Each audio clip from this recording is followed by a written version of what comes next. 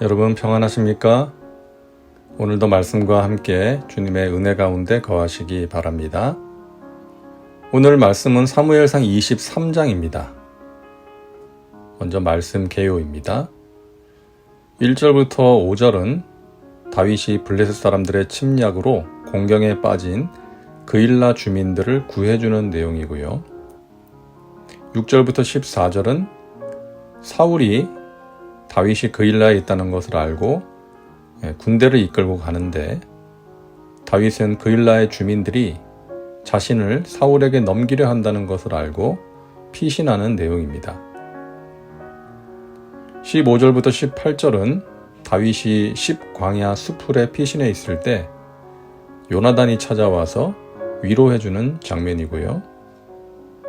19절부터 29절은 10사람들이 다윗이 그곳에 있다는 것을 사울에게 알려서 다윗이 위기에 처하지만 블레셋의 침공으로 인해 사울이 다윗을 추격하는 일을 중단하고 블레셋 사람들과 싸우러 나가는 내용입니다. 말씀 묵상입니다. 다윗은 사울을 피해서 도망자의 삶을 살고 있습니다. 그로 인해 많은 것을 잃었고 쓰라린 경험도 했습니다. 자신 때문에 아히멜렉을 비롯한 수십 명의 제사장들이 죽임을 당했습니다. 그런가 하면 블레셋에 갔다가 미친 척을 해서 겨우 목숨을 건지기도 했죠. 다윗은 이런 경험을 통해서 하나님을 더욱 신뢰하고 의지하게 되었습니다. 하나님의 도우심과 인도하심이 아니면 언제 어떻게 될지 모르고 한순간도 올바로 설 수 없다는 것을 깨닫게 된 것이죠. 오늘 말씀을 통해 확인할 수 있습니다. 어느 날 다윗은 긴박한 소식을 듣게 됩니다. 1절입니다. 사람들이 다윗에게 전하여 이르되 보소서 블레셋 사람이 그일라를 쳐서 그 타작 마당을 탈취하더이다 하니. 블레셋이 그일라를 공격했다는 소식이었죠. 그일라는 다윗의 동족인 유다 지파 사람들이 살고 있었던 지역입니다. 자신의 동족이 블레셋에게 공격을 받아서 위기에 처해 있다는 소식을 듣게 된 거예요. 이 소식을 듣고 다윗이 어떻게 합니까? 2절입니다. 이에 다윗이 야훼께 묻자와 이르되 내가 가서 이 블레셋 사람들을 치리이까? 다윗은 그 소식을 듣고 하나님께 물었다는 거예요. 하나님, 제가 가서 이 블레셋 사람들을 치는 것이 맞습니까?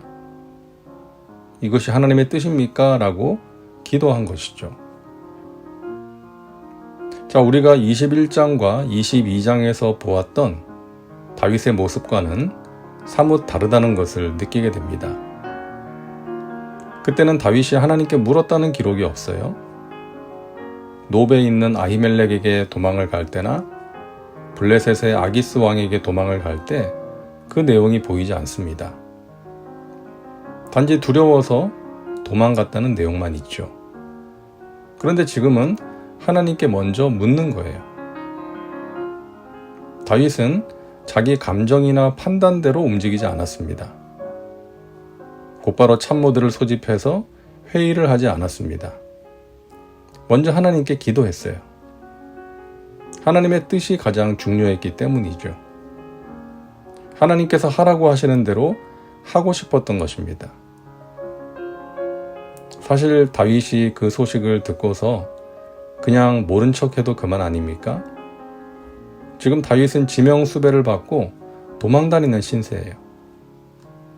자신도 쫓기고 있는 처지에 누굴 돕는다는 것 정말 위험한 일입니다.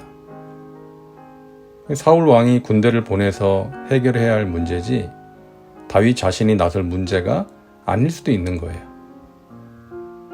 그래서 주위 사람들은 가는 것을 반대했죠. 3절입니다. 다윗의 사람들이 그에게 이르되 보소서 우리가 유다에 있기도 두렵거든 하물며 그일라에 가서 블레셋 사람의 군대를 치는 일이리까? 다윗의 사람들이 그러는 거예요. 우리를 죽이려고 혈안이 되어 있는 사울 왕을 피해서 우리가 도망다니는 입장에 있는데, 그래서 유다 땅에 있는 것만도 위험한 일인데 어떻게 그일라에 가서 블레셋을 친다는 말입니까? 반대하는 것이죠. 그들은 다윗을 사랑하고 다윗을 따르는 사람들입니다. 그들이 반대하는 거예요.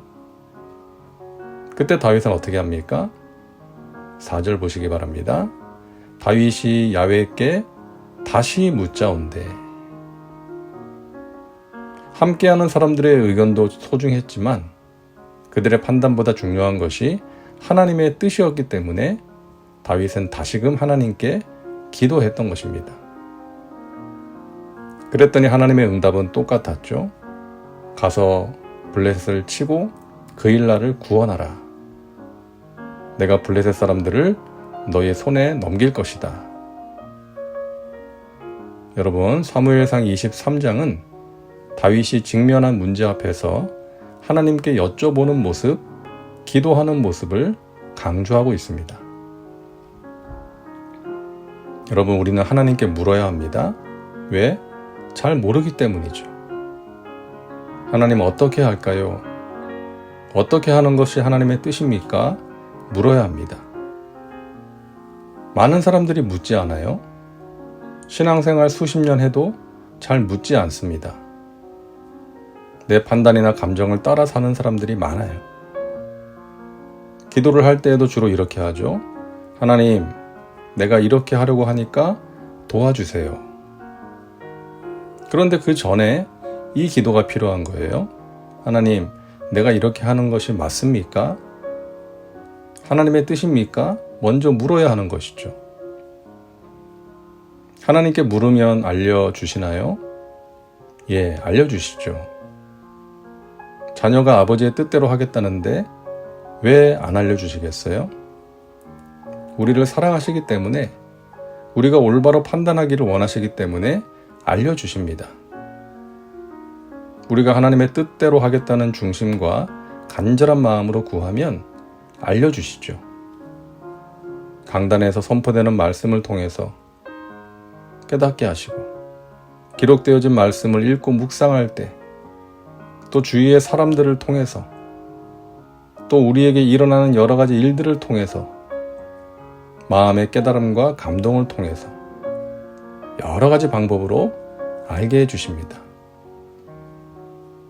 오늘도 말씀과 함께하는 우리 믿음의 식구들, 하나님께 묻는 습관을 가지시기를 바랍니다.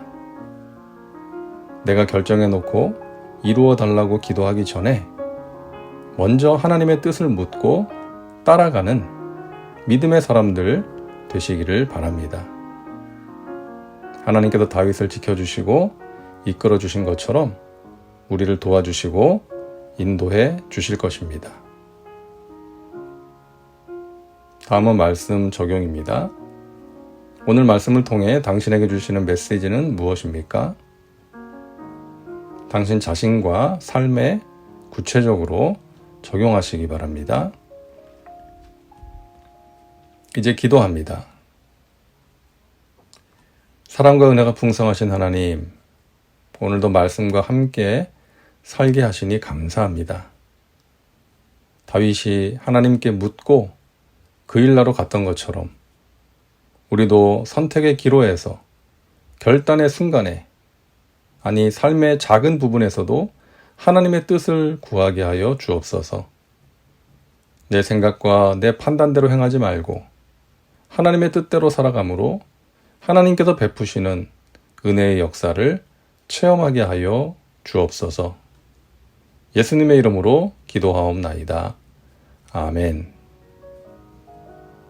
오늘도 말씀과 함께 은혜 가운데 거하시기 바랍니다. 여러분 사랑하고 축복합니다.